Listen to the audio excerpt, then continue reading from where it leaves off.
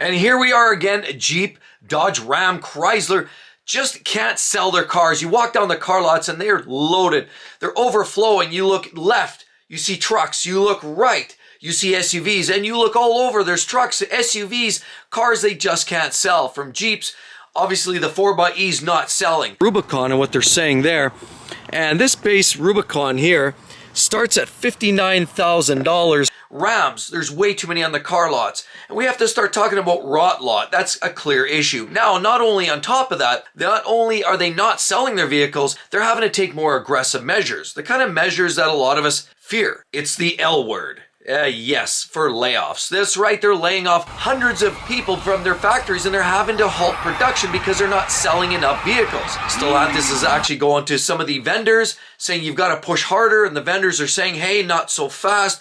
We have so many cars and trucks and SUVs already, we can't sell what we've got. There's a bit of a conflict, but at the end of the day, the plants are having to dump some workers. First of all, Stellantis is dumping 341 workers from the Toledo plant, and all of this smack dab on top of the 539 workers in January that were sent packing as well. Clearly, the struggles are real, and Ram, Dodge, Jeep, Chrysler, Stellantis has to stop the bleeding somehow. They're literally in a world of hurt. They can't sell the vehicles, they're closing down plants, and they're firing people. I mean, I've walked in lots, I've checked out the prices, the MSRP, the tags, and nobody's going to openly admit that these prices are reasonable. I mean, you look at the price tag, the MSRP on a Ram, and you'll find they're extremely high for what it is. Even a base truck, you're looking at $60,000. A Jeep, whoever thought a base utilitarian box of a vehicle would be worth $70,000 or $80,000, but that's where we're at. And they can claim, and they've been literally blaming supply chain and shortages as long as since the cows come home. But the sad reality is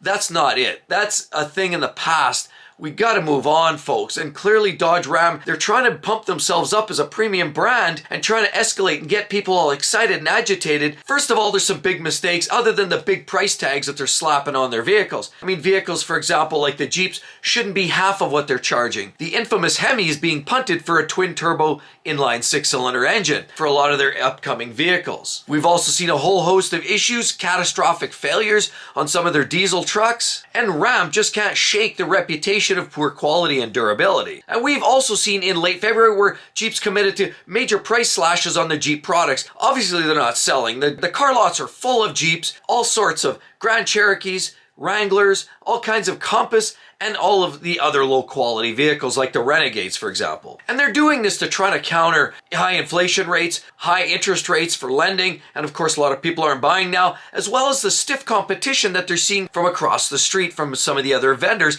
that are producing more interesting, more competitive, and quite honestly, better performing and more reliable units. And Jeep brags that their Grand Cherokee or Jeep Grand Cherokees, of course, are one of the best selling SUVs on the market. So good, in fact, that they had to start slicing at least $4,000 off the base MSRP of those cars.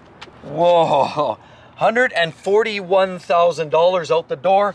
Base price $123,000, and then you start adding, all kinds of like different packages, black packages, and add all these extras to get more appearances and whatnot. But performance-wise, that's the top pop. Big money. Clearly not the best-selling SUVs, or they wouldn't be doing that. And the Jeep truck, the Gladiator, a glorified Wrangler with a pickup truck box, they're cutting at least $1,700 off the trimming off the bottom line of that vehicle. There's no reason a TJ, the old YJ TJ Wrangler, should be the kind of money that it is, but they know that the popularity brings customers back. They know that people are willing to spend the money on the front end, knowing that they'll get the money on the back end. But let's take a look. We have a sticker up here. Clearly most of these don't. Some of these do. And that's just for now. You wait. It's not over. And then there's the 2024 Jeep Compass, which clearly it's focused on the direction of the dump, which is where you're going to put all your money, because they too have made price adjustments due to lack of selling. And price drops of $2,500 are to be anticipated with that little rig. Now Jeep's also adding in another $3,000 worth of junk and hardware and electronics just for free, just to also further incentivize people buying, throw more technology in there, but no cost add-ons. This is clearly a critical year for a lot of the Jeep SUV products, and they're having to make some aggressive maneuvers just to stay afloat. And here we're looking here. Of course, Grand Wagoneer, we've got Series 2 4x4. Yeah, there's the good, oh, look at that, $124,065. What have they done for extras here? So they took this vehicle at its a base price of $112,000, and then they add on all the extras here. We talk about optional equipment, Midnight Sky, $900 or $700. We talk about the flexible seating group here, $495. There's a premium group 2, $3,500, which basically means you get a second row ventilated seats, foldable cargo shade, premium tinted glass, roof, the crossbars up top, as well as you get all kinds of other like Macintosh enhancement system. And on that note, Jeep has literally cut production to tame the bloated inventories. But at the same time, they're trying to get ahead of themselves, and they're trying to double down with the failure rate. And then what they're coming up with are some battery-powered vehicles. For example, the Jeep Wagoneer S and the Jeep Recon, you would anticipate with some extra battery motivation. And on top of all of this, Nancy Pelosi is actually quoted as saying, "The freedom of choice is what consumers want. Of powertrains, will this be a strengthening in the marketplace, a nod to the industry-wide slowdown in demand for electric vehicles." Jeep, which has historically lagged some of its peers in terms of overall electrification, are trying to step up the game, counting on plug-in hybrid vehicles like the 4xe to actually reach out to consumers like you and I who aren't quite ready to fully embrace the BEV. And we all notice too, when the companies are doing generally well, we have to watch their stock prices. That's usually an indicator. Now, as general consumers, we don't really care. We just want to buy a vehicle or we don't want to buy a vehicle. But stock prices generally do give us a bit of a health check on the value and the earnings and the earning potential of a lot of these brands. But $142,000, take a close look right there, folks. 142 grand, but they're discounting it about $6,000. Jeep's average transaction price continued climbing last year, but yet its market share tumbled. Jeep shares fell about 3.92% in the fourth quarter of 2023, which is down about 3.9% from a year ago, and 5.17% from 2019, which was before this whole catastrophic mess began. Jeep sold about 152,800 vehicles in the fourth quarter of 2023, but that's about 31% down from 2019. And clearly we know people were on a buying frenzy through the last couple years, so clearly Jeep, Ram, Dodge, Stellantis have missed the mark. So another thing that I have to warn everybody about, forget about the numbers, what we have to talk about are vehicles. If you're shopping for a vehicle, we know a lot of these are sitting for a long time. The pickup trucks, the Jeeps, they're sitting. And I've walked down lots, I found trucks that are way out in the back 40, they're wedged into the back of a corner of a lot, and they've been sitting there for a while. You can clearly tell the dust is settling over them, and clearly rodents are getting in there. Sometimes the tires are getting a little flat, and it's an indication that they're not selling. But it's a little thing I like to call rot lot, and you really have to check now. So if you're a buyer, a consumer, and you're driving a demo, they bring out the fresh demo, you'll notice every single time they'll bring it to the front. They'll have the heated seats on, the heated steering wheel going, all the lights turned on, and you'll make it, wow, look at all the bling, and it feels great, right? Then you drive it, and you remember that vehicle's topped up, it's warmed up, it's been running probably 200 kilometers, 300 miles that day already, and people are just like, this vehicle feels fresh, it's ready, it starts easy, everything's running well. However, if you're buying a brand new vehicle, you've got to really do an inspection, because if you're taking possession to a car, and you got to remember, a lot of these vehicles could be sitting on the car lot as much as 2 years or more. If they have not been popular models and they're just been sitting, not selling, you could find a lot of problems. Rot lot, yeah.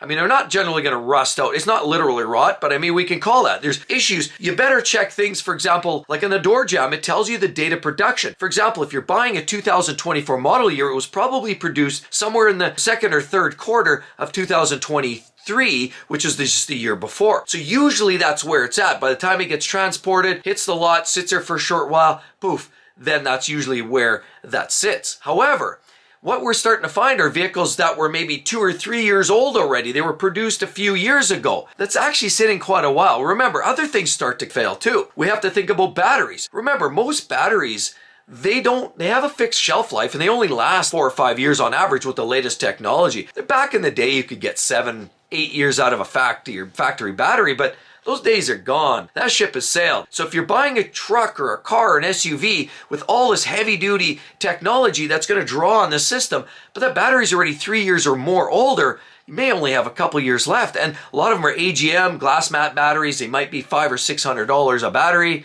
And if you're going luxury segment or some of the bigger units, you might have even more drawn at bigger batteries, more expensive. Maybe you're driving a diesel or you're buying a diesel and they come with 2 batteries. Then you're dealing with that scenario. Tires. Remember, tires have a fixed lifespan too. Even if they have 0 miles on them, they can start getting cracks in them. They start to wear. Just through general deterioration, rubber starts to break down. You got to check out the tires. There's usually date codes on there too. When you look at the number on the sidewall of the tire, that actually represents what is actually going on with the date and the age of those tires. So you don't want to have a tire that's over 10 years old. And of course, if you're buying a brand new vehicle that's already 3 years or more older, well, those tires already have some age embedded in them. So do the batteries. So do all the other parts. Rodents. We've heard of some of the soy wiring, some of these vehicles. More and more car manufacturers are going to soy wiring because it's more natural. When it breaks down, it sort of absorbs into the soil and doesn't become like the plastics, PVC wiring we find on the old wiring systems, where it'll deteriorate, which is intended, so it's not harmful to the environment. But this soy wiring is attractive to mice, rats, rabbits, you name it. Any kind of rodents will start to make nests in there and they'll try to find their way in there. So as these vehicles sit, more and more opportunities for rodents to get in there, start chewing away on wiring. The batteries start taking a toll. The tires are wearing out before our very eyes. And you know what? Let's face it. Most of these cars are sitting on the lot, bearing down in the sun. I don't know about you, but I personally, when I buy a new vehicle, I like to make sure that it gets paint protection film on it. It's got all the coatings that it's dealt with. I know it's not going to hurt it that much. Paint can take a lot of abuse. But sitting in the hot sun, you got to think some places in southern U.S. like Phoenix and Arizona and places like that, Texas, where the sun's bearing down on these vehicles and the hot sun, it's baking that paint. So that's not doing you any favors. Wear and tear. If you're a person that likes to park your car in a car park in a garage, the general deterioration of these vehicles is happening, and it's happening big. And it all scales back to the fact that Dodge, Jeep, Ram, Chrysler, Stellantis are not selling vehicles. They can't sell them. The lots are full. Takes you to $82,000 for this vehicle. Quite pricey for a half-ton truck. Remember, this is a half-ton, light-duty truck. This truck's not doing a ton of work. Sometimes people put the fifth wheel on there, but you know what? It is what it is. It's a half-ton truck for over $80,000. But people are fed up. It's too expensive. Interest rates are high. Inflation's even higher. And these vehicles are going to continue to sit. Now, on top of that, workers that are building these vehicles are having to sit at home because they're getting laid off because of production cuts and the simple fact that these vehicles are not selling. It's a tragic time, but that's where Stellantis and greed is starting to catch up to them, and they're going to have to make some really aggressive moves here in 2024 if they hope to stay afloat. So you want to learn a little bit more about what's going on in the truck market specifically for all brands? Check it out right there. The truck market crash of 2024 is right in front of us. Hope to see each and every one of you on the next one. We'll see you real soon, everybody. Bye-bye.